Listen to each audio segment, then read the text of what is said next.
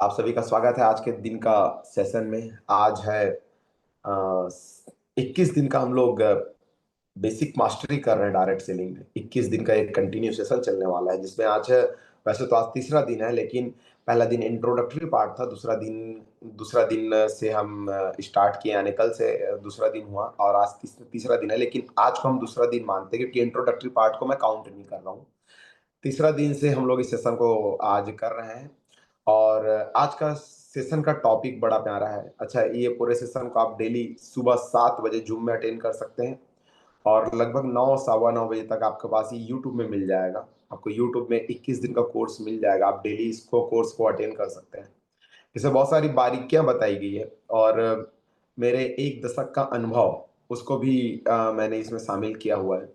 मैं चूंकि इस फील्ड में एक लंबे समय तक मैंने इसमें काम किया है और जब लंबे समय तक मैंने इसमें काम किया तो इसका बहुत कुछ चीजें मुझे सीखने को मिला। जो चीज मैं सीखा वही मैं लोगों को बताता हूँ और जिस चीजों को मैंने इम्प्लीमेंट किया अपने लाइफ में और एक बड़ा टीम बना पाया, उस टीम को जब मैंने बनाया है तो मैं वो सब चीज आप लोगों से शेयर करता हूँ। तो सबसे पहले मैं फिर से माफी चाहूंगा, मेरी गला थोड़ी सी बैठी हुई है और इसके लिए मुझे माफ करें। बस मुझे आप कोऑपरेट करें, आप मुझे सपोर्ट कीजिए ताकि आपको भी समझ आए और मुझे भी बताने में मजा आए। तो आज का टॉपिक है, वो टॉपिक है direct selling scope in India. आज का फ्यूचर, आज हम देखेंगे कि डायरेक्ट सेलिंग का फ्यूचर क्या है भारत में। डायरेक्ट सेलिंग एक बहुत बड़ा उद्यम है, एक बहुत बड़ा बिजनेस है। लगभग डायरेक्ट सेलिंग को इसलिए लोग गलत एंगल से देखते हैं क्योंकि इसकी मार्केटिंग जो है वो गलत हुई है, इसकी ब्रांडिंग जो हुई है गलत हो गई है। एग्जाम्पल के तौर पर ब्रांडिंग बहुत बड़ा चीज होता है। जैसे आप इसको उदाहरण के तौर पर समझेंगे, ओप्पो, वीवो या इस तरीके से जो भी मोबाइल कंपनीज है, वो अपने मोबाइल को बेचने की कोशिश करती है। वो अपने मोबाइल को बेचती है, बेचने का बहुत एफर्ट लगाती है, एडवर्टाइजमेंट्स करती है या एक्स वाई जेड बहुत चीजें करती है। लेकिन यदि अगर आप ध्यान से देखेंगे, एप्पल के फोन को बेचने के लिए एप्पल के जो ऑनर है या उसका जो चैनल है, जो उसको डिस्ट्रीब्यूशन चैनल जो है, वो उसको मार्केटिंग नहीं करती। जबकि एप्पल जिस दिन लॉन्च होने वाला रहता है, जिस रात को लॉन्च होता है, जो रात को नया लेटेस्ट मॉडल लॉन्च होने वाला रहता है, उस दिन आप ध्यान से अगर देखेंगे तो एप्पल का फोन लेने के लिए लोग जो है रात को 12 बजे से लाइन लगा लेते हैं, एक दिन पहले से लाइन लगा के रखते हैं।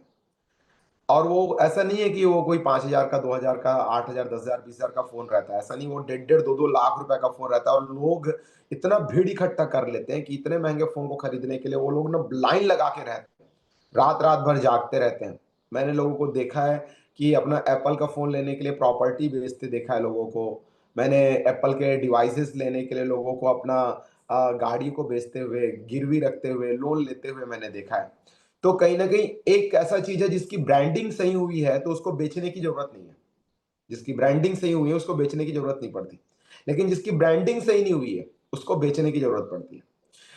अब ब्रांडिंग जो होता है या तो वो निगेटिव होता है या पॉजिटिव होता है। ब्रांडिंग ब्रांडिंग है। ब्रांडिंग हमेशा, जैसे आप अपना टीम में अपनी छवि जो बनाए, दिस इज योर ब्रांडिंग, वही आपकी ब्रांडिंग है। आपकी टीम आपको किस तरीके से प्यार करती है वो आपकी ब्रांडिंग है। आप कैसे इंसान है, आपकी एक ब्रांडिंग है। आप अपनी ब्रांडिंग खुद डेवलप करते हैं। अब आपके गुणों के कारण आपकी ब्रांडिंग बनती है। आपके गुण अच्छे हैं तो आपकी अच्छी ब्रांडिंग हो गई, आपके गुण बुरे हैं तो बुरे ब्रांडिंग हो गई। इसी तरीके से डायरेक्ट सेलिंग को भी इसकी ब्रांडिंग ऐसी हो गई है शुरुआत में कि इसको लेकर लोगों के मन में ना गलत विचारधारा आ गया है। मैं शुरुआत गलत विचारधारा से करूंगा, इसके बाद इसकी स्कोप्स के बारे में बात करूंगा और इसके अच्छाइयों के बारे में भी बात करूंगा।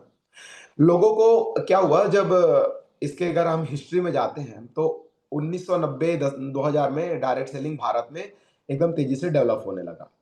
जब तेजी से डेवलप होने लगा तो उस समय कोई भी चीज जब स्टार्टिंग फॉर्म में होता है तो गवर्नमेंट की नजर उस पर नहीं होती, स्टार्टिंग फॉर्म में रहती है। तो जब वो धीरे धीरे डेवलप हो रहा था कुछ दिन बाद गवर्नमेंट की नजर उस पर पड़ी। जब वो डेवलप नहीं हुआ था तब गवर्नमेंट की नजर नहीं थी, तब तक ये एक अच्छा काम था, लोग इससे पैसे कमा रहे थे। लेकिन कुछ बुरे नियत के लोग भी उस समय, सन 1995, 90, 95, 2000, 2005 के बीच की बात है, गलत नियत के लोग भी इस इंडस्ट्री में शामिल हुए जिन्होंने इसके पैटर्न का गलत तरीके से इस्तेमाल कर लिया। मतलब डायरेक्ट सेलिंग एक बहुत बड़ा उद्यम है और पूरी तरीके से प्योर लीगल व्यापार है, प्योर तरीके से परंपरागत मार्केटिंग है। लेकिन लोगों ने इसका गलत इस्तेमाल करना शुरू किया अपने फायदे के लिए, अपने लालच के लिए, और लोगों ने गलत फायदा इसका इस्तेमाल किया, गलत रूप से इसका बेनिफिट उठाना चाहा और लोगों ने वैसा ही किया, गलत रूप से इसका इस्तेमाल करके वो किया। तो गलत तरीके से जब इसमें लोग काम कर रहे थे, तो लोगों ने अपने लालच के लिए, अपने अपने पर्सनल स्वार्थ को लेकर इस इंडस्ट्री में लोग ज्वाइन करना शुरू किए, और सॉरी ज्वाइन कराना शुरू किए लोगों को, और अपना पैसा कमाए, पैसा बनाए 2-3-4 साल में, और उसके बाद कंपनी को बंद करना शुरू कर दिया। और कुछ केस हुई, लेकिन भारत में बहुत सारी चीज पॉसिबल है, तो उन लोगों को कुछ दिनों में बेल मिल जाती थी, छूट मिलती थी। तो इस तरीके से उन लोगों ने क्या किया, इसमें अपना पैसा बनाया, अपना पैसा अर्न किया, और उसके बाद इस इंडस्ट्री में उन लोगों ने लोगों को धोखा देना शुरू कर दिया। तो 2000 से 2005-8 तक के बीच का दौर ऐसा रहा कि लोगों ने इसमें लूटा पार्टी शुरुआत कर दिया था जबरदस्त तरीके से, और इसकी ब्रांडिंग बुरा होने लग गया। सब लोगों को नेटवर्क मार्केटिंग जो है, डायरेक्ट सेलिंग इंडस्ट्री जो है, गलत लगने लग गया। सबके सब इसको गलत बोलने लगे कि इसमें पहले आता है वो फायदे में रहता है, ये उल्लू बनाने का कारोबार है, इसमें कोई बड़ा स्कोप नहीं है, इसमें मतलब अपना पैसा डूब जाता है, लोगों का पैसा को अपने जेब से भर के देना पड़ता है, इस तरीके से। और एक समय सही भी था, क्योंकि लोगों ने वैसे ही किया था। तो जो ईमानदार व्यक्ति थे, जो सच्चे इंसान थे, जिन्होंने अपने रिस्क पे लोगों को ज्वाइनिंग कराया हुआ था, उन लोगों को अपना इमेज बचाने के लिए अपनी प्रॉपर्टी बेचकर लोगों को पैसा देना पड़ा। ये सही है, निश्चित सही है, ऐसा हुआ है। लेकिन ये अधूरा सच है। उस समय लोगों ने लालच के वशीभूत होकर जिन कंपनियों में ज्वाइनिंग किया था, उसमें ऐसा हुआ। लेकिन जो लीगल कंपनी थी, जिस कंपनी का उद्देश्य सही था, उसमें ऐसी कभी कोई स्थिति पैदा ही नहीं हुई। वो तो सही कंपनी में ज्वाइनिंग किए थे। जब सही कंपनी में ज्वाइनिंग किया था, तो सही कंपनी में सही उसके साथ काम होगा, तो उसके साथ तो कोई गलत हुआ नहीं। लोगों ने लेकिन नेगेटिव साइड को ज्यादा देखते हैं, पॉजिटिव साइड को ज्यादा नहीं देखते। और उसके बाद कहीं ना कहीं एक दौर ऐसा भी आया जब डायरेक्ट सेलिंग को लेकर भारत सरकार कानून बनाने लगी। लेकिन ब्रांडिंग तो नेगेटिव हो चुकी थी। तो ब्रांडिंग नेगेटिव जब हो चुकी थी, तो ब्रांडिंग नेगेटिव होने के कारण ही इसमें लोगों का अविश्वास ज्यादा रहा, विश्वास थोड़ा कम रहा। लेकिन कहते हैं कि भगवान के घर देर है लेकिन अंधेर नहीं है। इस इंडस्ट्री में हजारों, लाखों और करोड़ों लोग अपने सपने को लेकर काम कर रहे हैं। उन लोगों को ध्यान में रखते हुए भारत सरकार और भगवान दोनों ने ध्यान दिया और इस इंडस्ट्री को एक बहुत सफल इंडस्ट्री में कन्वर्ट किया। अभी भी ऐसी बहुत सारी कंपनीज हैं जो गलत नियत से काम कर रही है, लेकिन गलत कंपनी, जो कि भारत में स्वतंत्रता का अधिकार है, लोग अपने आजादी का गलत फायदा उठाते हैं और लोग अपना काम कर रहे हैं। तो उनकी जो काम होती है, वो तो अपना काम करते ही रहेंगे। लेकिन सबसे बड़ा सवाल ये आता है कि जो लोग ईमानदारी से इसमें काम कर रहे हैं, जो लालच में नहीं जाते, उनके लिए बहुत अच्छा स्कोप भी इसमें है। और डायरेक्ट सेलिंग का भारत में, मैं बोलता हूँ, सुनहरा युग चल रहा है। अभी ये जो युग है, वो जबरदस्त युग है। इस युग में बहुत सारे लोग अपने जीवन को बहुत तेजी से परिवर्तित करेंगे। और बस इसमें एक ही बात कहूंगा, पुरानी बातों को अगर समराइज करते हुए एक ही बात कहूंगा, कि लोग लालच में ना पड़े। जो लालच में पड़ते हैं वही इसमें बर्बाद होते हैं। जो लालच में नहीं पड़ते हैं, जो एथिक्स को मानते, जो ईमानदारिता से काम करना चाहते हैं, जो पूरी तरीके से सच्चाई से काम करना चाहते हैं, उन लोगों के लिए ये इंडस्ट्री एक वरदान है। डायरेक्ट सेलिंग एक बहुत बड़ा उनके लिए एक जीवन बदलने का प्लेटफॉर्म है। तो मैं आप सभी लोग, सभी साथियों का आज का डायरेक्ट सेलिंग के फ्यूचर के बारे में बात करने के लिए आज का इस दूसरे दिन के सेशन में तहे दिल से हार्दिक स्वागत करता हूं। मैं चाहूंगा सारे साथी वीडियो ऑन करके बैठे, और जोरदार तालियों से आप सभी साथियों का मैं स्वागत करता हूं। तो आइए अब हम चलते हैं दूसरे दिन के सेशन की तरफ। Direct selling scope in India. What is direct selling? सबसे पहले आप डायरेक्ट सेलिंग को समझिए। डायरेक्ट सेलिंग क्या है? Direct selling is a business model in which a brand connect directly with its customers. There is no need for any middleman or distributor. It is also called person-to-person retailing. Direct selling is business a model in which a brand contact direct with its customers. Direct selling एक ऐसा business model है जो middle man को हटाकर, जो बीच के जितने भी बिचौलिए होते हैं, उन बिचौलियों को हटाकर डायरेक्टली कस्टमर को प्रोडक्ट देने का माध्यम है। इसको सामान्य शब्दों में कहें तो बिना किसी बिचौलिए के सीधे ग्राहकों को उत्पाद बेचना। हमारा जो परंपरागत मार्केटिंग प्रणाली है, यदि अगर आप परंपरागत मार्केटिंग प्रणाली के बारे में अगर स्टडी करेंगे तो आपको जानकर आश्चर्य होगा कि अगर कोई प्रोडक्ट 3 रुपए में बनता है तो वो ग्राहक तक 100 रुपए में पहुंचता है। अब आप ध्यान से सोचने की कोशिश कीजिए, बना 3 रुपए में और ग्राहक तक पहुंचा 100 रुपए में, बाकी के 70 रुपए, सॉरी, बना 30 रुपए में और ग्राहक तक पहुंचा 100 रुपए में, तो बाकी के 70 रुपए गया कहाँ? ये 70 रुपए मिडिल मैन लोग ले लेते हैं। जो अपना नैतिक काम करते हैं वो अपना सही काम करके 70 रुपए लेते हैं, जैसे dealer, distributor, CFN agent, wholesaler, retailer और टैक्सेस, भाड़ा, गाड़ी भाड़ा और बहुत सारे और भी इसके अलावा चीजें लगती हैं। तो कहीं ना कहीं देखा जाए तो इसमें 70 रुपए इसमें चले जाते हैं। अब 70 रुपए जब किसी बड़े लोगों ने जब इसके बारे में सोचा तो उन्होंने बोला यार 70 रुपए तो बहुत बड़े जगह में चला जाता है, तो एक काम करते हैं, कोई और अल्टरनेट ऑप्शन ढूंढते हैं। तो उन्होंने ऐसा प्रोडक्ट बनाया, या ऐसा प्रोडक्ट तो वही थे, उन्होंने चैनल सिस्टम बनाया, ऐसा डिस्ट्रीब्यूशन सिस्टम बनाया कि लोगों को डायरेक्टली कंपनी से प्रोडक्ट निकले और डायरेक्टली कस्टमर तक पहुंचे, ये मिडिल मैन को हटा दिया जाए। तो जैसे ही उन्होंने मिडिल मैन को हटाया तो फिर वो बन गया डायरेक्ट सेलिंग। और डायरेक्ट सेलिंग जब बना तो डायरेक्ट सेलिंग में बहुत आसानी से प्रोडक्ट सेल होने लगे। अब डायरेक्ट सेलिंग के बारे में थोड़ा सा अगर मैं और आगे एक्सप्लेन करता हूं तो इसमें लिखा हुआ है important things know about direct selling, महत्वपूर्ण चीजें जो आपको डायरेक्ट सेलिंग के बारे में जानना चाहिए। This is a type B2C sales, type of B2C sales. This is the type of B2C, business to customer. यह एक प्रकार का बिजनेस से कंज्यूमर तक पहुंचने का माध्यम है। ये इसी प्रकार का सेलिंग पैटर्न है। This can be in person और ऑनलाइन, इसे आप पर्सन टू पर्सन या ऑनलाइन दोनों कर सकते हैं। ठीक है। In this business can be started with low startup cost, with and without any experience. आप इसे बिना कोई एक्सपीरियंस के और बहुत ही छोटी स्टार्टअप कॉस्ट के साथ स्टार्ट कर सकते हैं। स्टार्टअप कॉस्ट तो होता ही नहीं हमारी इंडस्ट्री में, लेकिन लोगों को लगता है कि हम पैसा देते हैं। पैसा आप एक्चुअली देते नहीं हो, आप खरीदारी करते हो। आप एक खरीदारी करके आप एक बिजनेस स्टार्ट कर लेते हैं।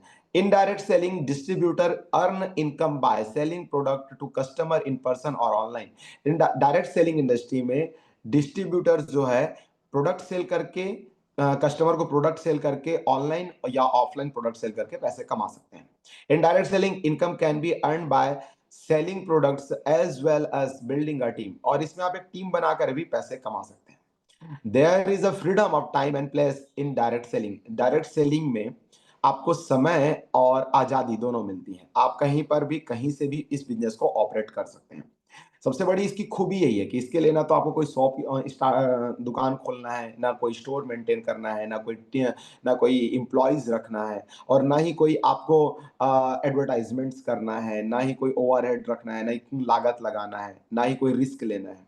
ना बॉस का टेंशन, ना लॉस का टेंशन, किसी प्रकार का इसमें टेंशन नहीं होता। तो डायरेक्ट सेलिंग इतनी बड़ी खूबियों के साथ आपके सामने अपना प्रस्ताव लेकर आता है। अब हम थोड़ा सा और आगे बढ़ते हैं, डायरेक्ट सेलिंग की हिस्ट्री के बारे में देखने की कोशिश करते हैं। History of direct direct selling, Hindi और इंग्लिश दोनों लिखा हुआ है, दोनों के बारे में पढ़ते हैं। जिसको हिंदी कंफर्टेबल है हिंदी पढ़े, जिसको इंग्लिश कंफर्टेबल लगता है इंग्लिश कंफर्टेबल पढ़े। Direct selling has been around of around for century, but the modern industry began the United States in the 1888। प्रत्यक्ष बिक्री यानी डायरेक्ट सेलिंग का आधुनिक उद्योग की शुरुआत 1880 के दशक में संयुक्त राज्य अमेरिका में हुआ। यूएसए में इसको स्टार्ट किया गया 1880 में। अब इसमें स्टार्ट किसने किया? देखिए, मैडम सीजे वॉकर, मैडम सीजे वॉकर करके एक मैडम है, अपने स्वयं के बाल देखभाल उत्पाद विकसित किए और उन्होंने घर घर जाकर बेचा। उन्होंने अपने बालों के देखभाल करने के लिए कुछ शैम्पू टाइप का प्रोडक्ट बनाया था और घर घर जाके बेचना शुरू किया। ये हो गया उनकी स्टार्टिंग 1880 के आसपास में। फिर 1886 के आसपास में कैलिफोर्निया में एक परफ्यूम कंपनी की स्थापना हुई, जो जिसका नाम आज एक बहुत बड़ी डायरेक्ट सेलिंग कंपनी है, एवन। एवन के नाम पे वो आज कन्वर्ट हो चुका है। तो इसको डेविड एच मैककॉलेन इसने स्टार्ट किया और वो परफ्यूम बनाया, परफ्यूम को बेचना शुरुआत किया। तो जब इन लोगों ने इस पैटर्न को जब स्टार्ट किया था आज से लगभग लगभग 200 साल पहले, सॉरी 200 साल नहीं, लगभग 140 साल पहले, 140 साल पहले इन लोगों ने शुरुआत किया। फिर इसकी चीजों को इंडिया में कॉपी करना शुरू किया गया। उसके बाद जब कॉपी किया गया तो ये डायरेक्ट सेलिंग बन गई। और जब डायरेक्ट सेलिंग बनी तो इसके बारे में कुछ कुछ चीजें और आपको समझना है। भारत में डायरेक्ट सेलिंग का इतिहास क्या है? अब भारत में क्या है डायरेक्ट सेलिंग का इतिहास? भारत में डायरेक्ट सेलिंग का 1965 के आसपास आगमन हुआ। भारत में डायरेक्ट सेलिंग 1965 के आसपास आया, लेकिन 2000 के दशक में यह बहुत तेजी से विकसित होने लग गया। हमारे हिंदुस्तान में कोई भी चीज लेट शुरू होती है, और लेट शुरू भले लेट होती है, लेकिन ना पूरा पूरा बिजनेस मार्केट को ही कैप्चर कर लेती है। आपको पता है वर्ल्ड में जितने भी कंट्रीज है, अगर वो कोई भी बिजनेस करना चाहते हैं तो आपको जानकर आश्चर्य होगा, सबसे पहले निगाहें उनकी होती है भारत में। सबसे पहले वो भारत में अपना खंबा मजबूत करना चाहते हैं।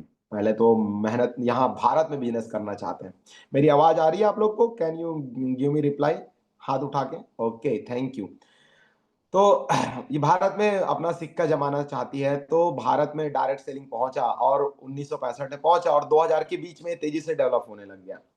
2016 में भारत सरकार ने पहली बार इस पर गाइडलाइन जारी किया। देखिए 2000 में अच्छे से स्टार्ट होना शुरू हुआ था, और 2016 में इस पर पहली बार गाइडलाइन जारी किया गया। सन 2021 में कानून लाया गया। भारत सरकार अब डायरेक्ट सेलिंग को लेकर कानून भी बना चुकी है। अब ये छोटा मोटा कारोबार नहीं है। डायरेक्ट सेलिंग एक वृहद, एक बहुत बड़ा व्यापार है, जिसमें 2021 में कानून आ गया है। जिस तरीके से संविधान होता है, जिस तरीके से भारत के मौलिक अधिकारों को लेकर या उनके नागरिकों को लेकर संविधान बनाया गया, उसी तरीके से डायरेक्ट सेलिंग को लेकर भी कानून बन चुके हैं। सन 2023 में भारत सरकार ने इस कारोबार के लिए राजपत्र भी जारी किया, गैजेट भी इसका स्टार्ट कर दिया गया। और बीते साल में भारत में इस इंडस्ट्री का टर्नओवर लगभग 22,000 करोड़ था। 2023-24 का अगर मैं आंकड़ा बताऊं तो लगभग 22,000 करोड़ का टर्नओवर इसने भारत में किया था। उसके बाद केपीएमजी एंड फिक्की के आधार पर अगर बात करते हैं तो 2025 में इसका टर्नओवर जो है 64,500 करोड़ के आसपास का आंका जा रहा है। यानी कि अभी 2025 में, इस साल में 65,000 करोड़ के आसपास का टर्नओवर करने की संभावना है। आप सोच सकते हैं आप कितने बड़े इंडस्ट्री में आ चुके हैं। ये कोई छोटा मोटा इंडस्ट्री नहीं है। शुरुआत में आप लोगों को मैंने पहले भी बताया था कि कुछ कुछ दुश्वारियां थी, लेकिन अब कानून बन चुका है। कानून बनने के बाद इसमें बहुत सारी लोगों का फ्यूचर एकदम सिक्योर्ड हो चुका है। अब फ्यूचर किनका सिक्योर्ड है उसके बारे में भी हम बात करते हैं थोड़ी देर के लिए। हम सबसे पहले डायरेक्ट सेलिंग के फायदे देखते हैं। तो डायरेक्ट सेलिंग में तो फायदे अनगिनत हैं। यदि अगर आप कोई मुझे पूछता है कि डायरेक्ट सेलिंग में कितने फायदे हैं, यदि अगर मैं खुद बैठूं तो लगभग लगभग 50 से 60 फायदे निकाल सकता हूं। लेकिन 50 से 60 फायदों को बताने में हर एक आदमी, आपको भी पूछूंगा तो आप भी कुछ ना कुछ बेनिफिट इसके बता देंगे। अब गूगल में तो इसके भरपूर बेनिफिट आप निकाल सकते हैं। आइए हम आप लोग को लेकर चलते हैं कि डायरेक्ट सेलिंग के बेनिफिट्स क्या है। तो सबसे पहले लिखा है न्यूनतम लागत, शून्य लागत में शुरू। आप सबसे बड़ा फायदा तो इसका यही ले सकते हैं कि कौन सा ऐसा कारोबार है आज के डेट में, अगर आप एक टैक्सी ड्राइवर ही बनना चाहते हैं तो कम से कम 5-7 लाख रुपए का निवेश तो करना पड़ेगा। ठीक है, टैक्सी ड्राइवर बनना तो भी मिनिमम, अगर डाउन पेमेंट में भी आप गाड़ी उठाएंगे तो भी 2 लाख रुपए उठाना पड़ेगा। यदि अगर आप कोई बिजनेस स्टार्ट करना चाहते हैं, ट्रेडिशनल बिजनेस जिसमें ज्यादा बड़ी प्रॉफिट की उम्मीद आप ना रखें, छोटा बिजनेस भी स्टार्ट करना चाहते हैं तो भी 3-4-5 लाख रुपए तो लगना ही है। आप यदि अगर रोजमर्रा की जीवन जीना चाहते हैं, चाय की टपरी खोलना चाहते हैं, या फिर आप पान का ठेला भी खोलना चाहते हैं रोजमर्रा के लिए, मतलब 100-200 रुपए डेली कमाने की चाहत भी है आपकी, तो भी आपको कम से कम 25-30-40 हजार रुपए का निवेश तो करना ही पड़ेगा। यदि अगर देखा जाए तो आप हर एक जगह निवेश तो आपको करना ही होगा, लेकिन आपको पता है 25-30-40 हजार रुपए लगाकर जो आप 100-200 रुपए की दिहाड़ी की उम्मीद करते हैं, आपको पता है इस इंडस्ट्री पे आप मात्र, मैं ऐसे ऐसे लोगों को जानता हूं जिन्होंने इस बिजनेस में सिर्फ 10,000 रुपए का प्रोडक्ट लिया, जिन्होंने इस बिजनेस में 20,000 का प्रोडक्ट लिया, और 10-20 हजार का प्रोडक्ट लेने के बाद वो आज इस इंडस्ट्री से महीने के लाखों रुपए कमा रहे हैं। Can you imagine? 10,000 का एक प्रोडक्ट एक बार लेने से वो महीने का लाखों रुपए कमा लेता है। लेकिन कमाते कौन है? कमाते वो हैं जिनके सपने बुलंद हैं, जो इस इंडस्ट्री को इसके सिद्धांतों के आधार पर चलाते हैं, जो इसके अकॉर्डिंग चलते हैं, तो वो लोग इसमें बहुत पैसे बना लेते हैं। अब आगे हम बात करके लेके चलते हैं शून्य लागत पर व्यवसाय, क्योंकि आपने पैसा दिया, आपके पैसे के बदले प्रोडक्ट मिल जाता है, तो आपको कुछ बचा नहीं। दूसरा, आजादी और लचीलापन। आप इसमें फ्लेक्सिबल होते हैं, आप कभी भी इस काम को कर सकते हैं। आपको सुबह करने की इच्छा हो रही सुबह कीजिए, दोपहर में करने की इच्छा हो रही दोपहर कीजिए, शाम को करने की इच्छा हो रही शाम को कीजिए। इसमें आजादी होती है, और आजादी होना बहुत अच्छी बात है, लेकिन इसी आजादी का बहुत सारे लोग बेनिफिट उठाते हैं, फायदा लेते हैं, और बहुत सारे लोग इसी आजादी का गलत उपयोग भी करते हैं। आजादी का मतलब ये होता है कि आपको काम काम की आजादी, काम करने की आजादी। लोग लेकिन आजादी का गलत मतलब निकाल लेते हैं। लोग काम करने की आजादी नहीं समझते, लोग काम की आजादी समझ लेते हैं। इस काम को अपने मर्जी मुताबिक करते हैं या तो करते ही नहीं है, और उसके बाद वो लोग ये बात बोलते रहते हैं कि हमारे इस बिजनेस में कुछ होता नहीं। जिस तरीके से आप डेली अपने रूटीन लाइफ में जो जो काम करते हैं, अगर वो आप कर सकते हैं, तो उसी तरीके से आप इस काम को भी डेली करने की हैबिट डालिए। आप जब डेली इस काम करते हैं, ठीक है, फ्लेक्सिबल होइए, आप लचीलापन रख कर काम कीजिए, आप अपने मर्जी के अकॉर्डिंग काम कीजिए, लेकिन डेली कीजिए। लोग डेली करते नहीं, डेली आप प्लान दीजिए, डेली आप फॉलो अप लीजिए। डेली आपको लोगों से प्रोस्पेक्टिंग करना है, डेली लिस्टिंग करना है, डेली आप लोग को इनवाइट करना है, डेली करना है। तो डेली करना है तो करना है, लेकिन लोग इसको कभी करना है ऐसा समझ लेते हैं, और कभी करना है तो कभी नहीं करने का पर्याय बन जाता है, और उसके बाद वो लोग फेल हो जाते हैं। तो बात बाद में बात का करूंगा, लेकिन मैं पहले तो ये करूंगा कि इसके बेनिफिट्स क्या क्या। स्किल डेवलपमेंट, इसमें आपकी स्किल डेवलप होती है। आप धीरे धीरे धीरे धीरे बहुत अच्छे आप इस बोलने वाले बन जाते हैं। मैंने बहुत सारे लोगों को नजदीक से महसूस किया है। बहुत सारे लोग मुझे ये बात बोलते हैं कि हमको ना टोमेश जी, डायरेक्ट सेलिंग में पैसे कमाना है नहीं कमाना है बात का मैटर, लेकिन इसकी ट्रेनिंग प्रोग्राम बहुत पसंद आती है। और लोग इसके ट्रेनिंग प्रोग्राम में अपने स्किल डेवलप करने के लिए आते हैं, सीखने के लिए आते हैं। उनके अंदर कम्युनिकेशन स्किल ग्रोथ होता है, उनके अंदर सेल्स स्किल ग्रोथ होता है, उनके अंदर बॉन्डिंग कैसे बनाना है, फाइन ट्यूनिंग कैसे रखना है, लोगों से किस तरीके से व्यवहार करना है, रिलेशनशिप इश्यूज को कैसे सेट करना है, क्योंकि इसके ट्रेनिंग प्रोग्राम बहुत हाई लेवल की होती है। इसका ट्रेनिंग प्रोग्राम एक प्रकार का देखा जाए तो लाइफ लर्निंग ट्रेनिंग प्रोग्राम्स होते हैं। लाइफ के बेसिक फंडामेंटल्स को क्लियर कर देती है इसकी ट्रेनिंग प्रोग्राम। तो इसमें आपका स्किल डेवलप हो जाता है। आर्थिक आजादी, यदि अगर आप इस काम को करते हैं तो महज 4-5 साल के बाद आप लाखों रुपए महीने में पहुंच जाते हैं और आपको फाइनेंशियल फ्रीडम मिलना शुरू हो जाता है। आप यदि अगर कोई नौकरी पेशा में है और आपकी मंथली इनकम 25,000, 40,000, 50,000 या 1 लाख रुपए है, तो आप 1 लाख रुपए कमाने के लिए जितने एफर्ट लगाते हैं वो 4-5 साल करने के बाद इस प्लेटफॉर्म में आप उससे कई गुना ज्यादा पैसे कमाते हैं। मजे की बात यह है कि विदाउट वेरी हार्ड वर्क, बहुत ज्यादा हार्ड वर्क बिना किए आप लाखों करोड़ों रुपए कमा सकते हैं।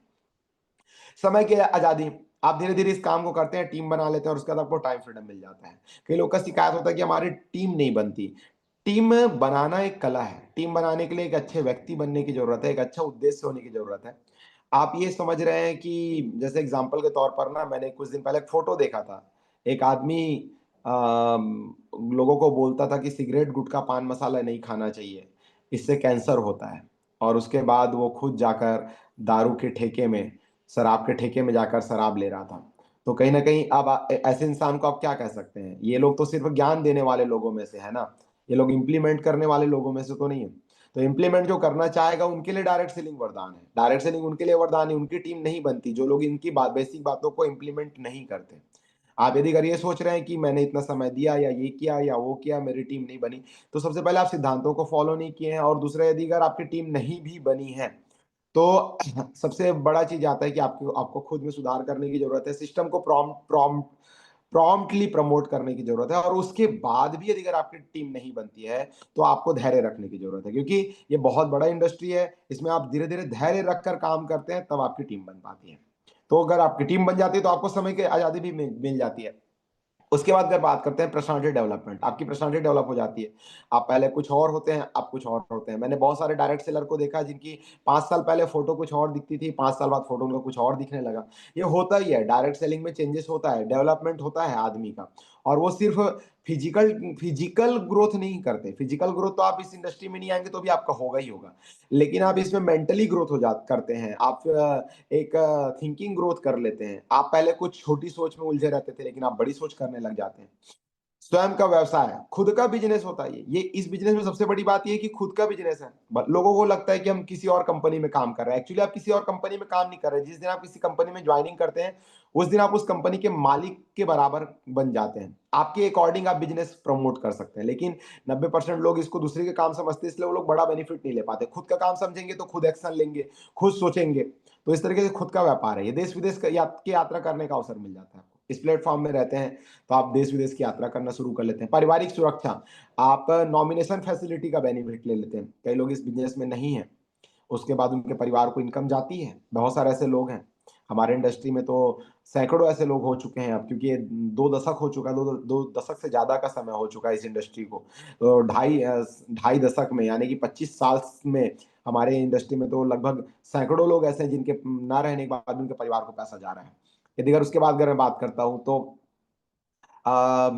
शीघ्र रिटायरमेंट, आप इस काम को करने के बाद यदि शिद्दत से आप इस काम को करते हैं तो आप 4-5 साल में रिटायर हो सकते हैं। रिटायरमेंट का मतलब ये है कि आपको जो शुरुआत के बेसिक वर्क करने होते हैं, वो बेसिक वर्क से आपको फ्रीडम मिल जाती है। देखो, कई लोग रिटायरमेंट का गलत मतलब समझते हैं। रिटायरमेंट का मतलब ये होता है कि उन लोग को चूँकि इसका मीनिंग ही गलत लगता है कि रिटायरमेंट का मतलब ये है कि हम जैसे नौकरी में होता है ना, 60 साल में रिटायर्ड हो गए, फिर हम घर बैठ गए, फिर हमको पेंशन मिलते रहता है। पेंशन 2005-4 के बाद से तो मिलना बंद भी हो गया है, लेकिन लोगों के माइंड में वही पैटर्न चल रहा है। रिटायरमेंट आज दुनिया के सबसे बड़े छठवें इंसान हैं, वॉरेन बफेट, जिनकी उम्र लगभग 85 से 90 के बीच में है। वो आज भी रिटायरमेंट नहीं हुए हैं। उनकी 90 साल की लगभग आयु हो चुकी है, लेकिन रिटायरमेंट नहीं हुए। दुनिया के छठवें सबसे अमीर इंसान है वॉरेन बफेट। वो काम करते हैं, बट काम करने का तरीका उनका पूरी तरीके से बदल गया है। तो इस इंडस्ट्री में भी काम करने का तरीका बदल जाता है। शुरुआत के जो बेसिक लोगों को प्लान दिखाना, ज्वाइनिंग कराना, फॉलो अप लेना, फ़िल्म करना, इनवाइट करना, इन सब काम से आप महज़ 4-5 साल के अंतर्गत रिटायर्ड हो जाते हैं। उसके बाद आपको मैनेजमेंट वर्क संभालना होता है, और मैनेजमेंट वर्क बहुत आसान होता है, घर बैठ के ऑपरेट कर सकते हैं उसको। तो उसके बाद अगर बात करते हैं तो शीघ्र रिटायरमेंट का बेनिफिट मिलता है, लीडरशिप का अवसर मिलता है। आपके अंदर बहुत सारी लीडरशिप क्वालिटी है, आप पॉलिटिशियन की तरह प्रभावी प्रवक्ता होते हैं, तो आपको इस बिजनेस में उसका बहुत बड़ा बेनिफिट मिलता है, क्योंकि ये पूरा बिजनेस बोलने का है, बोलने से बिजनेस चलता है। उसके बाद अगर बात करते हैं सपने शौक पूरा करने का अवसर, आपके सपने और शौक को पूरा कर सकते हो आप। यदि अगर आपको ट्रैवल वर्ल्ड ट्रैवल करना है तो वर्ल्ड ट्रैवल करने का शौक पूरा कर सकते हो। आपको एक आलीशान घर बनाना है तो बहुत पैसे कमा के आप अपने घर में स्विमिंग पूल बना लीजिए। आपके घर शौक है स्विमिंग पूल हो, आप मतलब अपने सपने और शौक को पूरा कर सकते हैं। समाज को शिक्षा, स्वास्थ्य आदि के विषय में जागरूक करने का अवसर, समाज को शिक्षा, लोगों को एजुकेट करें कि आज का दुनिया बहुत आगे बढ़ चुका है। स्वास्थ्य, अच्छा हेल्थ को लेकर बात कीजिए। अच्छा प्रोडक्ट्स हेल्थ को लेकर इस इंडस्ट्री में होती है, उसको आप लोगों को बताइए। ओके, आदि विषयों में जागरूक करने का अवसर मिल जाता है। मेंटरशिप, बिजनेस स्किल, मेंटरशिप, एक अच्छा मेंटर बनने का, लोग आपको अपने पलकों में बिठा कर रखते हैं। यदि अगर आप एक सही मेंटर होते हैं तो आपकी हर एक बातों को लोग मानते हैं, भले आपकी बात को आपकी घर में आपकी पत्नी ना माने, लेकिन आप एक अच्छे मेंटर हैं तो आपको इस इंडस्ट्री में लोग मानते हैं। बिजनेस स्किल्स डेवलप कर होता है आपका, पर्सनल ग्रोथ कर लेते हैं, बी ऑन योर बॉस, खुद का कंपनी, मैंने अभी थोड़ी देर पहले बोला वही, वर्क फ्रॉम होम, इस काम को आप घर से ऑपरेट कर सकते हैं। अनलिमिटेड इनकम, बहुत लाखों करोड़ों रुपए इनकम कमा सकते हैं। उसके बाद अगर बात करते हैं फ्लेक्सिबल शेड्यूल, जिसके बारे में बात करें, डिस्काउंट ऑन प्रोडक्ट्स, प्रोडक्ट्स में डिस्काउंट मिलता है। जैसे मैंने कल ही अपने मिसेस के लिए एक शानदार प्रोडक्ट ऑर्डर किया है, फेस क्रीम ऑर्डर किया है। अब वो मुझे डिस्काउंट रेट में मिल गया, और उसके ऑलरेडी जब वो घर में पहुंचा, कोरियर वाला जब घर में लेकर आया था, दो दो लोग मेरे घर में बैठे हुए थे, मैंने उनको बता दिया। उन लोगों ने भी बोला कि हमारे लिए भी प्रोडक्ट को मंगाओ। तो उसका रेट जो है वो एमआरपी में मैं उनको बेचूंगा, मैं उसको लूंगा डिस्काउंट प्राइस में, लेकिन बेचूंगा तो एमआरपी में, है ना। तो उसके बाद अगर बात करते हैं तो इंसेंटिव एंड रिकॉग्निशन, इंसेंटिव भी मिलता है, रैंक इनकम मिलता है, रिकॉग्निशन मिलता है, मान सम्मान मिलता है, फ्रेंडशिप एंड रिलेशनशिप, अच्छे लोगों से रिलेशन बनना शुरू हो जाता है, फ्रेंडशिप बनने लग जाता है। तो बहुत सारे ऐसे बेनिफिट्स हैं। बेनिफिट्स मैं फिर से बोलूंगा 50-60 बेनिफिट्स बता सकता हूँ, तो इसके बेनिफिट्स तो बहुत ज्यादा है। उसके बाद डायरेक्ट सेलिंग करे कैसे, अब अगला पॉइंट पे आते हैं, डायरेक्ट सेलिंग करे तो करे कैसे। डायरेक्ट सेलिंग एक बहुत बड़ा उद्यम है। सबसे पहले चीज ये आती है कि समझो पहले डायरेक्ट सेलिंग, डायरेक्ट सेलिंग एक बहुत बड़ा उद्यम है। प्रभावी बोलने की कला और सेल्स के अनुभवी इस क्षेत्र में निश्चित कामयाब हो सकते हैं। देखिए, कई लोग ये सोचते रहते हैं कि हमको कोई कुछ चीजें बताओ तब हम सेल करेंगे। मैंने ऐसे बहुत सारे लोग को देखा है, जो लोग प्रभावी बोलने की कला जानते थे, उनको अच्छे से बोलना आता था, ये पूरी तरीके से सेल्स प्रोफेशन है ना, ये सेल प्रोफेशन है। यदि अगर आपको अच्छे से बोलना आता है, यदि अगर आप किसी प्रोडक्ट को लेकर इन्फ्लुएंस्ड हैं, किसी प्रोडक्ट को लेकर आपके मन में बहुत अच्छी विचारधारा है और आप इसको बताने में सक्षम है, तो आप किसका इंतजार कर रहे हो? आप बताइए वो प्रोडक्ट के बारे में। आप जाइए अपने आसपास के लोगों को, अपने पड़ोसियों को, आप अपने टीम के लोगों के माध्यम से जाके बताइए, बताना ही तो है। लोग ये समझते हैं कि इसका सिस्टम वो है, ये है, इस तरीके से हम इसका एक्सप्लेन कर, इसको फॉलो करते हुए, देखिए ये बोलने का बिजनेस है। और आपके प्रोडक्ट में दम है, आपको प्रोडक्ट पसंद आते हैं, तो आप प्रोडक्ट के बारे में बताइए। आप किसका इंतजार कर रहे हो? ठीक है, एक शेड्यूल आपके कंपनी में ग्रोथ करने के लिए बनाया गया है, एक सिस्टम का डेवलपमेंट किया गया है, उस सिस्टम के बारे में, सिस्टम में चलिए। सिस्टम को क्रॉस कभी नहीं करना है, सिस्टम के आधार पे ही आप एक बड़ा टीम बना सकते हैं। लेकिन यदि अगर आपके अंदर सेलिंग स्किल्स है तो इस्तेमाल कीजिए उसका। इस क्षेत्र में निश्चित कामयाब हो सकते हैं, यह क्योंकि एक सेल्स प्रोफेशन है। सेल्स करना व्यक्ति की आंतरिक चाहत और जिम्मेदारियों पर भी आधारित होता है। कई लोग, मैंने ऐसे लोगों को भी अपने एक्सपीरियंस में देखा है इतने सालों में, कि जिनके अंदर में कर इंटरनल कुछ करना था, तो वो कोई बाहरी ज्यादा सपोर्ट लिए बगैर कर लिए। जिनको कुछ कड़क करना था, एक व्यक्ति के बारे में जानता हूं जिनको 5 लाख रुपए का लोन था उनके ऊपर, और जब उस इंडस्ट्री में ज्वाइनिंग किया तो उन्होंने मुझे पूछा कि उमेश जी, इस पे कैसे ग्रोथ करते हैं, मेरा 5 लाख रुपए का कर्जा है। तो मैंने बोला अगर आपकी चाहत बड़ी है तो आप उतर जाइए मैदान पे, टीम बनाने के लिए सिस्टम का सपोर्ट लीजिए, आप उतर आइए। और आपको जानकर आश्चर्य होगा, उन्होंने 5 लाख के कर्जे को सिर्फ और सिर्फ 6 महीने में खत्म कर लिया था। तो लोगों ने तो साबित किया अपने आप को, जिनके चाहत बड़ी है, जिनके जिम्मेदारियां बड़ी है, वो उतर जाते हैं मैदान पे। ये सेल्स प्रोफेशन है, आप कैसे भी करके लोगों को अपना प्रोडक्ट बताइए, प्रोडक्ट की खूबियां बताइए, प्रोडक्ट को दीजिए, तो आप नो डाउट इसमें काफी ग्रोथ कर सकते हैं। ये तो बहुत बड़ा बहुत अच्छे से वो है। ऐसा बहुत अधिक बार पाया गया है, किसी विशेष दायित्व के चलते बड़ी सहजता और तेजी से कोई अपना प्रोडक्ट बेच देता है। किसी विशेष दायित्व के चलते, मैंने फिर से बोला, दायित्व का मतलब हो सकता है उनके ऊपर कोई लोड हो या उनकी चाहत बड़े हो। तो यदि अगर उनके अकॉर्डिंग वो लोग अपना प्रोडक्ट बेचना शुरू किया और वो लोग बहुत तेजी से कामयाब भी हो चुके हैं। यह निश्चित सत्य है कि जिनकी इच्छा शक्ति ज्वलंत हो और जिनकी हृदय में आगे बढ़ने का जुनून सवार हो, वो इस प्रोफेशन में तेजी से कामयाब हो सकता है। यह बिल्कुल सत्य है। कई लोग ऐसे होंगे जो जिनको विदेश यात्रा करना था, वो कोई सिस्टम का सपोर्ट नहीं लिया या किसी प्रकार का बाहरी सपोर्ट की ज्यादा उम्मीद नहीं रखा, और वो अपना सेल्स किया और विदेश यात्रा क्वालिफाई कर लिया। उसको बताने की जरूरत नहीं पड़ी कि तुम ये करो, तुम ये करो। उसको क्वालिफाई करना था, उसके मन में इच्छा शक्ति थी, वो पागल था टारगेट को बीट करने के लिए, और फाइनली उन्होंने अपना टारगेट बीट करके दिखाया भी, अचीव कर लिया, विदेश यात्रा कर लिया। तो ये तो कहीं ना कहीं ये एक ऐसी भाव है जिसको, जो आपके अंदर यदि अगर एबिलिटी है, आपके अंदर अगर एक क्षमता है, तो आप किसी और चीज का इंतजार मत कीजिए। ये तो एक ऐसा इंडस्ट्री है जहां पर ना बॉस ना लॉस। सीनियर का इसलिए जरूरत पड़ती है कि आपको बड़ा टीम बनाने के लिए, यदि अगर आपके अंदर बड़ा टीम बनाने का टैलेंट नहीं है, तो सिस्टम का सपोर्ट लीजिए। सीनियर का इसलिए सपोर्ट लीजिए कि कोई भी आप काम करने से पहले आप अपने अपलाइन से पूछ लीजिए, क्योंकि आपका अपलाइन आपसे ज्यादा अनुभवी है, वो आपसे ज्यादा सीखा हुआ है, वो ज्यादा जानता है इस काम के बारे में। तो आप उनसे पूछ लेंगे तो आप वो गलती नहीं करेंगे जो आपके सीनियर ने अनजाने में या गलती करके सीखा है।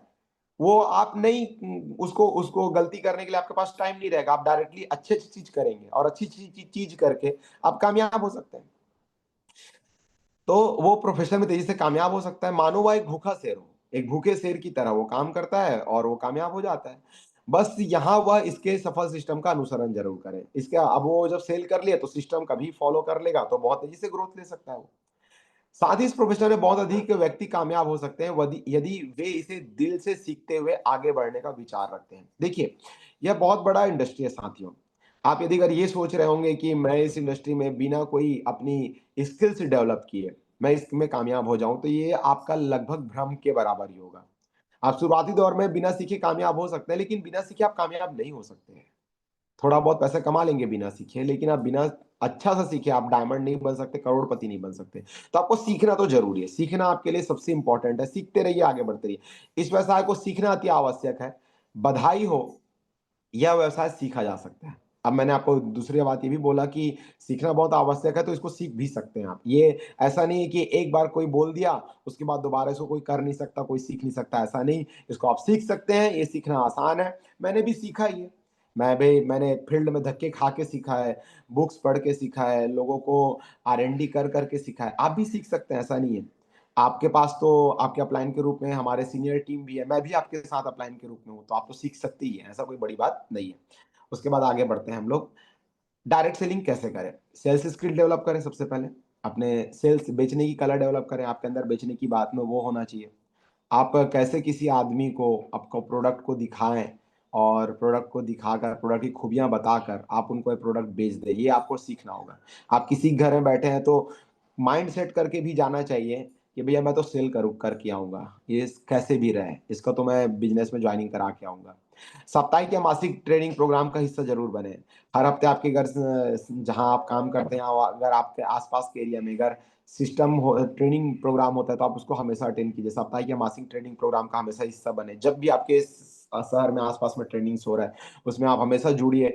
निस्वार्थ जुड़िए, निशर्त ज्वाइन कीजिए। निशर्त, बिना कोई शर्त ट्रेनिंग में जाइए। ट्रेनिंग प्रोग्राम का तो हिस्सा आप अटूट बनिए। जैसे ये प्रोग्राम हो रहा है, इस प्रोग्राम में आप जुड़िए, ना सिर्फ जुड़िए बल्कि पेन डायरी के साथ जुड़िए, अच्छे ड्रेस कोड के साथ जुड़िए। इसका यूट्यूब लिंक आएगा थोड़ी देर बाद, तो इसका यूट्यूब लिंक को आप ज्वाइनिंग कीजिए, अपने टीम को दिखाइए, समझिए। उसके बगैर आप ग्रोथ नहीं कर सकते। आप जरूर सीखेंगे तो ग्रोथ करेंगे। सीखना सर्वाधिक महत्वपूर्ण है इस इंडस्ट्री में।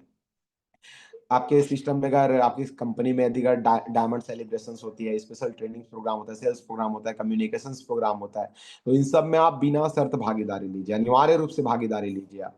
लोकल सिस्टम का सपोर्ट लें, लोकल सिस्टम जो आपके यहाँ आसपास में लोकल सिस्टम होता है उसका सपोर्ट लीजिए, अपने एक्टिव अपलाइन से मार्गदर्शन लीजिए, आपके एक्टिव अपलाइन से गाइडलाइन लीजिए, सपोर्ट लीजिए। डेली डायरेक्ट सेलिंग का वीडियो और ऑडियो का सहारा लीजिए। देखिए, इस बिजनेस में अगर आगे बढ़ना है तो डेली आप ना एक वीडियो देखने की हैबिट डालिए। आप कुछ भी कीजिए, यदि अगर इसमें आपको ग्रोथ करना है तो आपको सबसे पहले डेली एक ना एक वीडियो देखना है। अब आपके मन में ये आएगा कि टोमेश जी आपके हमने वीडियो देख लिया। बिल्कुल, आपने मेरी वीडियो देख लिया, बहुत अच्छा है, लेकिन फिर भी अपने ना रूटीन को मत तोड़िए। आप कोई ना कोई वीडियो और देखिए। रील्स रील्स में मत जाइए। रील्स में मैं मना करूंगा। रील्स में वो लोग ना 1 मिनट का रील बनाते हैं, 1 मिनट में कुछ समझ नहीं आता और आपके माइंड के पैटर्न को खराब कर देता है। जिसको यदि अगर आप बहुत प्यार करते हैं और उसका आपको रील्स मिलता भी है ना, तो आप उसके फुल वीडियो पे जाइए, जो वीडियो कम से कम 15 मिनट, 20 मिनट या आधा घंटे का है, इस तरीके से हो। पॉजिटिव वीडियोस देखिए, तो आप कहीं ना कहीं ग्रोथ कर लेंगे। रील्स में आपका माइंड डाइवर्ट होगा। कोई आदमी बोलता है कि डायरेक्ट सेलिंग के लिए ये करो, कोई बोलता है वो। अब भाई वो तो पूरी वीडियो का कटिंग निकाल के चिपका दिया है ना आपके सामने, तो कटिंग निकाल के अगर चिपकाया तो कटिंग निकाल के चिपकाया, उसको आप पूरी सच्चाई मत मानिए। वो जरूरी है, लेकिन 100% वही करके आप कामयाब होंगे नहीं। पूरे वीडियो पे जाइए, पूरे वीडियो को देखिए, सुने, तो आपको समझ आएगा कि यहाँ से क्या ग्रोथ कर सकते हैं। उसके बाद अगर बात करते हैं तो अपनी लिस्ट तैयार कीजिए। देखिए, बिना बिना कच्चा माल का आप बिजनेस तो कर ही नहीं सकते। अपना लिस्ट तैयार कीजिए, आपको लिस्ट बनाना ही होगा। आप कितने भी बड़े लेवल में क्यों ना हो जाएं, आपको लिस्ट बनाना होगा। आप लिस्ट यदि अगर बनाना बंद कर देंगे तो आप फेल हो जाएंगे। लिस्ट और समय के आधार पर उन्हें आमंत्रित अथवा सौदा प्लान करते रहिए। लिस्ट और समय के आधार पर प्लान दिखाइए। लोगों का लिस्ट बनाइए, उसमें चेक कीजिए कि किसको प्लान दिखाना है, किसके कौन अभी सही टाइम होगा, किसको प्लान दिखाना सही टाइम होगा। प्लान दिखाते रहिए। बार बार फॉलोअप करने की आदत विकसित कीजिए। आप यदि अगर इस इंडस्ट्री में अगर आ गए हैं तो आप बार बार फॉलोअप करने की हैबिट डालिए। मैंने ऐसे ऐसे लोगों को देखा है। मैं एक व्यक्ति के बारे में जानता हूं जिसका 37 बार फॉलोअप किया गया। कितने बार फॉलोअप किया गया? 37 बार। 37 बार फॉलोअप किया गया और फाइनली 37 बार में वो बंदा ना सिर्फ जुड़ा बल्कि इस इंडस्ट्री में वो डायमंड बना। अब सोचिए, जिसने उसका 37 बार फॉलोअप किया, वो छोटा मोटा पर्सनालिटी नहीं रहा होगा, उसके अंदर बहुत बड़ी पागलपन या जुनून रहा होगा, जिसलिए उसके बाद 37 बार गया वो। तो 37 बार गया तो गया, लेकिन वो बंदा डायमंड तो बन गया ना। अगर डायमंड कोई बंदा बन जाता है तो अपने अपलाइन को कम से कम लगभग करोड़ प्लस की इनकम देके जाता है। तो भाई, जिसने 37 बार फॉलोअप किया, 37 बार भले उसने परिश्रम किए, लेकिन उसके बाद तो करोड़ों रुपए कमा भी लिया ना उस व्यक्ति से उसने। तो फॉलोअप आप समझिए, बार बार फॉलोअप करने की आदत विकसित कीजिए। टीम निर्माण की टेक्निक सीखिए। टीम निर्माण करना एक कला है। आप यदि अगर ये सोचते हैं कि आपके अंदर कोई स्पेशल स्किल नहीं है और आप टीम बना लेंगे, आप अपने रूडली व्यवहार से, रूडली बात करके, अपने टीम को नौकर की तरह ऑपरेट करके, टीम पर चिल्लाकर, टीम पर गुस्सा करके, आप यदि अगर ये सोचते हैं कि आप एक टीम का डेवलपमेंट कर लेंगे, तो ये आपका भ्रम है। आप इस तरीके से टीम नहीं बना सकते। टीम को प्यार भी चाहिए, टीम को 1 मिनट की फटकार भी चाहिए, टीम को उस तरीके से आपको गाइड भी करना है। तो कहीं ना कहीं एक चीजें होती हैं जिसके माध्यम से आप टीम को बना सकते हैं, टीम निर्माण कर सकते हो, और स्किल्स डेवलप करना होगा। अच्छी आदत डेवलप करें और सभी के साथ अच्छे रिलेशन बनाएं। अच्छी आदत डेवलप करिए। आप मतलब मैं अपने जीवन में अभी तक देखा है, मैंने इस बिजनेस में काफी लंबे समय दिया है, लेकिन मुझे मेरे सामने मेरा कोई भी जूनियर पार्टनर आज तक मुंह में गुटखा लेकर, गुटखा खाते हुए मेरे सामने बात करते नजर नहीं आया। इसका कारण सबसे बड़ा ये है क्योंकि मैंने कभी उनके सामने गुटखा खाया ही नहीं। मैं तो खाता ही नहीं। मेरे मुंह में कभी कोई पुड़िया, गुटखा, तंबाकू, सिगरेट की आदत ही नहीं है। तो जब मैं इसका ही इस्तेमाल नहीं करता तो मेरे टीम में कोई कैसे करेगा? और एक अच्छा लीडर को देख के तो लोग अच्छे इंसान बनते हैं ना, ऐसा अच्छा लीडर बनना चाहते हैं, सॉरी। तो कहीं ना कहीं आप जब अच्छी आदत डेवलप करेंगे तो आपकी अच्छी टीम बन पाती है। आप खुद बुरे आदत में वो हैं। और मैंने ऐसे ऐसे लोगों को देखा है जिनका सेल्स स्किल्स बहुत अच्छा था, लेकिन पता है वो शाम को अपने टीम के साथ ही वो पैक बनाने के लिए बैठ जाते थे। और उनके टीम वाले उनके 2-4 दिन तो उनकी वैल्यू किए, उसके बाद उनको इज्जत देना बंद कर दी और उनकी पूरी टीम बर्बाद हो गई। तो ये बुरी आदतों का बुरा प्रभाव भी तो पड़ेगा। अच्छी आदत डेवलप कीजिए। आप अच्छी आदत आप बनाएंगे और अच्छी टीम बन जाए बोलेंगे, तो आप इसकी उम्मीद मत कीजिए, ठीक है। और लोगों के साथ अच्छा रिलेशन बनाइए। लोगों के साथ अच्छा रिलेशन बनाएंगे तो आप अच्छे से ग्रोथ भी कर पाएंगे। अब उसके बाद आता है बाहरी अवरोध से बचें। आप डायरेक्ट सेलिंग में अगर कामयाब होना चाहते हैं तो बाहरी अवरोध से आपको बचना होगा। बाहरी अवरोध का मतलब क्या है? बाहरी अवरोध मतलब बाहरी जो प्रॉब्लम है, इन सब से आपको बचना है। बाहरी अवरोध से बचें। इस व्यवसाय का फ्यूल है आपके ड्रीम्स। देखिए, जिस बंदे के सपने बुलंद है ना, वो इस बिजनेस में कामयाब होगा ही।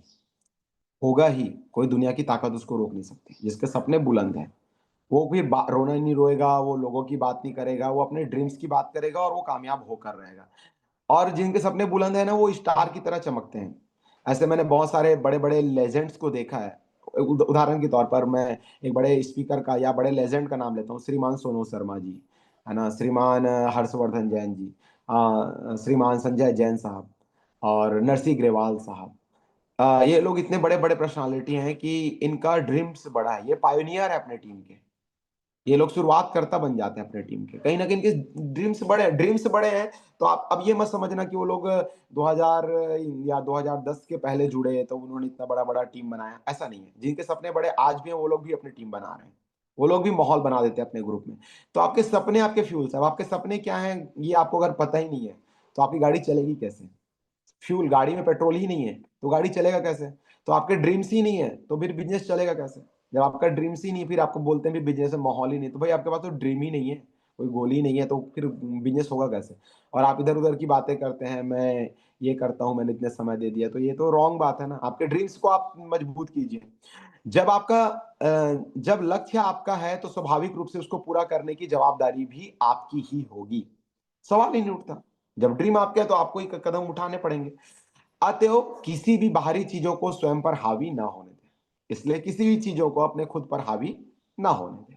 दूसरा, इस व्यवसाय में लाखों लोगों ने आलीशान सफलता अर्जित की है। आलीशान सफलता। और आलीशान सफलता अर्जित करने के बाद कामयाबी की बुलंदियों को उन्होंने छुआ है। इसका मतलब यह है कि आप भी निश्चित कामयाब हो सकते हैं। यदि अगर लाखों लोगों ने अपने सपनों को हासिल किया है, तो आप भी हासिल कर सकते हैं। इसमें कौन-सी नई बात है। जिन्होंने हासिल किया उनके भी आपकी तरह ही फिजिकल बॉडी है, उनकी आपकी भी तरह ही सब चीज़ है। तो वो अगर कामयाब हो जाए तो आप क्यों नहीं? बस उनके सपने बड़े थे। तो आप भी अपना सपने को बड़ा करके इसमें कामयाबी हासिल कर सकते हैं। लोगों का ओपिनियन समय और कामयाबी के आधार पर बदलते रहते हैं। लोगों का ओपिनियन समय और कामयाबी के आधार पर बदलते रहते हैं। इसलिए आप अपने जीवन को बेहतर बनाने का फ़ोकस अडिग रखें। इसलिए अपने जीवन को बेहतर बनाने का फ़ोकस अडिग रखें। लोगों के ओपिनियन, आज जो लोग आपको ना गलत बोल रहे हैं ना, आप पता है जब आप 2-3 साल बाद कामयाब हो जाएँगे, जब आपके इस बिज़नेस में सफलता मिल जाएगी, तो इनके ना शब्दावली बदल जाएगी आपको लेकर। जो लोग आपको आज विरोध कर रहे हैं कि तुम यहाँ से तुम क्या करोगे, फालतू है, ये है, वो है। अच्छा, ये हमारी इंडस्ट्री में नहीं है साथियों लोगों का ओपिनियन। लोगों का ओपिनियन सब जगह है। आप यदि अगर अच्छा डांसर बनना भी चाहोगे ना, तो भी आपके लोगों का ओपिनियन अलग-अलग रहेगा। लेकिन जिस दिन आपको राज्य स्तरीय लेवल पे अवार्ड मिलेगा ना, उस दिन आपके लोगों की शब्दावली बदल जाएगी। हमको तो पता था तू बहुत बड़ा कुछ करने वाली है। आप एक कुक बनना चाहते हैं, आप मास्टर शेफ़ बनना चाहते हैं, आप यदि अगर एक्टर बनना चाहते हैं, आप यदि अगर कुछ भी बड़ा करना चाहते हैं, तो आप नो डाउट आपको आपको शुरुआत में आपको लेकर ओपिनियन गलत रहेगा लोगों को। बेबुनियाद ओपिनियन रहेगी। लेकिन जब कामयाब हो जाएँगे तो यही लोग आपकी तारीफ़ भी करेंगे। ये हर जगह है। आप इस इंडस्ट्री में ये मत समझिए कि इस जगह इस बिज़नेस में मुझे ज़्यादा क्रिटिसिज़्म का वो करना पड़ रहा है, लोग मुझे ज़्यादा कुछ बोल रहे हैं। आप ये भ्रम में हो। आप सब जगह यही हाल है, क्योंकि आपने कभी भी बड़ा कामयाब होने वाला काम शायद शुरू नहीं किया रहा होगा, इसलिए आपको पहली-पहली बार ऐसा एक्सपीरियंस हो रहा है। अरे भईया, आप कुछ बड़ा काम कोई भी काम बड़ा करके देखिए, सब जगह यही हाल है, हर जगह यही होता है। तो आप लोगों का ओपिनियन को दिल में मत रखिए, ठीक है? आप अपने पास सफलता के संसाधन को देखिए। यदि आपके पास बड़ी सफलता के लिए बड़ा मौका नहीं है, तो बड़ी आसानी से बड़े सपनों को पूरा करने वाले क्षेत्र में पूरी दृढ़ता और निष्ठा के साथ आगे बढ़ें। आप अपने देखिए, अब इस इंडस्ट्री में अगर आप आ गए हैं, तो आपके पास अगर सफल होने के बड़े संसाधन नहीं है, तो अपने सपनों को बड़ा करने वाले डायरेक्ट सेलिंग इंडस्ट्री को पूरी दिल से करते हुए, दृढ़ता से करते हुए, निष्ठा के साथ आगे बढ़ें। पूरी ईमानदारी से आगे बढ़िए। मैं कोई भी गलती नहीं करूँगा, मेरे से कोई प्रकार की मिस्टेक नहीं होना चाहिए, मैं पूरी तरीके से डेडिकेशन के साथ काम करूँगा, मैं बहुत अच्छे लीडर बनकर काम करूँगा, मैं बहुत अच्छे से लोगों को सँभालूँगा, लोगों को अपना समझूँगा, लोगों को अपना मित्र समझूँगा, भाई समझूँगा। इस तरीके से विचारधारा लेकर आप काम करिए और पूरी दृढ़ता से उतरिए मैदान पे। आपकी सबसे बड़ी समस्या ये भी है कि आप पूरी दृढ़ता से उतर नहीं रहे। आप टाइम पास टाइप का उतरते हैं और फिर आप बोलते हैं कि मैं कामयाब क्यों नहीं हुआ? जब आप टाइम पास टाइप के उतरोगे तो कहाँ से कामयाब होगे भाई? अगला, जीवन में समय बीतने के बाद पछताने से बेहतर है अपने जीवन को अपने निर्णय और विजन के आधार पर संचालित करें, ना कि लोगों की अनावश्यक राय में उलझें। समय बीत तो रहा ही है, डेली आपका समय टाइम खराब हो रहा है। तो भाई अपने जीवन में आपने अगर निर्णय ले लिया है और इस इंडस्ट्री में आपको लगता है कि आप इस इंडस्ट्री में कामयाब हो सकते हो, तो आप फिर किसी और के राय पे उलझे ना। चाहे वो राय देने वाले आपके घर वाले हो, आपके पड़ोसी हो, आपके रिश्तेदार हो या आपका दुश्मन हो। आप उनके राय में मत उलझिए। आप सिर्फ़ ईमानदारी से काम कीजिए। आपका अपना गोल बना लिया है कि इस इंडस्ट्री में कुछ पैसा लगाना नहीं है, इसमें ईमानदारी से काम करना है। 4-5 साल में काम करने के बाद मैं सफल हो सकता हूँ, तो 4-5 साल का आज और अभी से प्लानिंग कीजिए और आप बिना किसी मुझसे मत रुकिए, आप काम कीजिए, काम करते रहिए। दुनिया के देख समय अमेज़न कंपनी की स्थापना अभी-अभी लोगों को समझ आता है कि अमेज़न कंपनी की स्थापना अभी-अभी नहीं, नहीं, नहीं, अमेज़न कंपनी की स्थापना कब से हो गई है यार। अमेज़न कंपनी को लगभग 35 साल पहले जेफ बेज़ोस ने शुरुआत किया था। एक कमरे से शुरुआत किया था। लगभग वो 25 साल, मुझे शायद ऐसा अनुमान है या मेरा मैं कोई कहीं पर सुना था, मैं आपको बता रहा हूँ। 25 साल उन्होंने सबसे पहले उसमें ना सिर्फ़ दिया, 25 साल दिया। उसके बाद पिछले 10 साल से वो करोड़ों कमा रहा है। तो भाई पहले तो देना पड़ता है ना, पहले देना पड़ता है। जियो कंपनी जब चालू हुई तो भाई लगभग 7 साल, 7 या 9 साल लग गए थे उसको सिर्फ़ टावर लगाने में। और वो भी दो फ्री दे रहा है वो, 2 साल फ्री में बाँटा। उसके बाद लोगों से सिर्फ़ ₹250-300 का रिचार्ज करवा के पैसा कमा रहा है, करोड़ों रुपए कमा रहा है वो। तो ये तो बिज़नेस फंडामेंटल है यार। आप इस बिज़नेस में ये समझते हैं कि आप भी इस बिज़नेस में कुछ नहीं देंगे और शुरुआत में 4-6 महीने में ग्रोथ कर लेंगे और 4-6 महीने में आपकी ऑडी, मर्सिडीज़, जगुआर, बीएमडब्ल्यू आ जाएगी। आप रोल्स-रॉयस में 5 साल में घूमने लग जाएँगे, तो ये आपका भ्रम है। थोड़ा टाइम देना पड़ेगा, टाइम देंगे तब आप कुछ यहाँ से कर पाएँगे। टाइम देंगे तो आप कुछ बन भी पाएँगे। तो इस तरीके से बाहरी अवरोध से ना उलझें। अब मैंने कहीं न कहीं आज आप लोग के सामने डायरेक्ट सेलिंग को लेकर पूरी तरीके से मैंने अभी आप लोग के सामने विचार रखा। इस विचार को आप अपने लाइफ़ में इम्प्लीमेंट कीजिए।